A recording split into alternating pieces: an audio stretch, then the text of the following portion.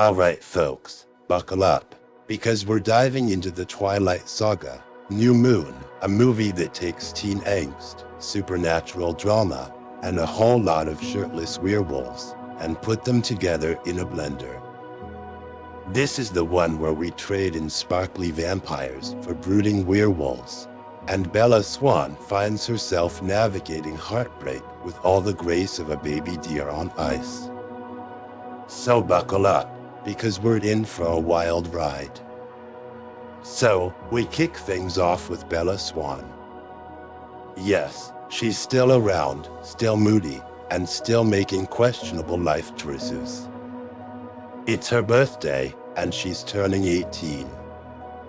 Now, in most parts of the world, 18 is when you celebrate becoming an adult.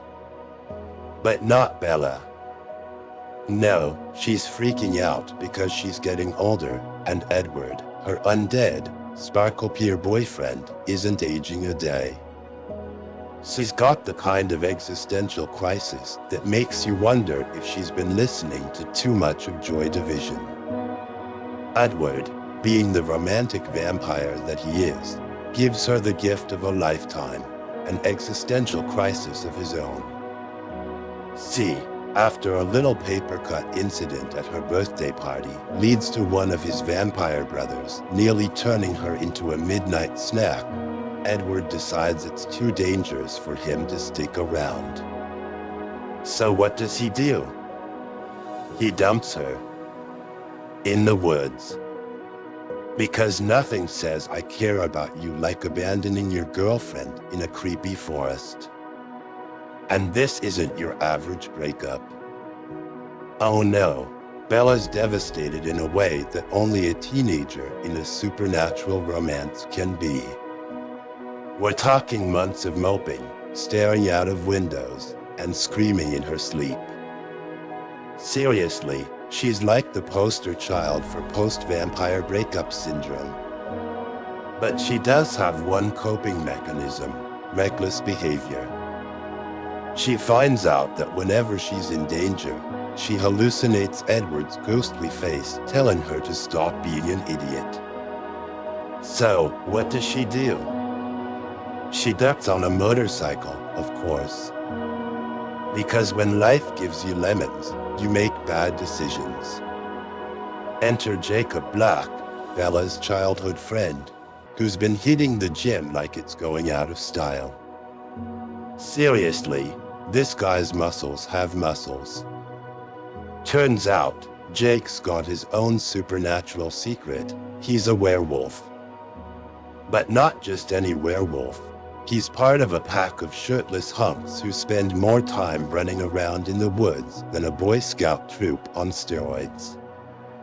And here's the kicker: werewolves in this world don't transform under a full moon. Nope. They wolf out whenever they get angry. So basically, they're like the Hulk, but with more hair and fewer wardrobe malfunctions. Bella and Jake start getting close, which is code for they start making googly eyes at each other while pretending they're just friends. But of course, nothing's simple in Forks, Washington. Bella's still hung up on Edward, who, by the way, has been moping in Italy with the vampire equivalent of the mafia, the Volturi. These guys are like the Supreme Court of vampires, except they're way more into capes and murder. Things take a turn for the ridiculous when Bella, in a moment of peak stupidity, decides to cliff dive just to see Edward's face again. She nearly drowns, because, of course, she does, but Jake rescues her. Meanwhile, Alice Cullen, Edward's sister, has a vision of Bella's little dip and thinks she's dead. So what does Edward do? He decides to go to Italy and ask the Volturi to kill him because he can't live in a world without Bella. And you thought Romeo and Juliet was melodramatic. So, Bella and Alice hop on a plane to Italy faster than you can say impulsive teen drama.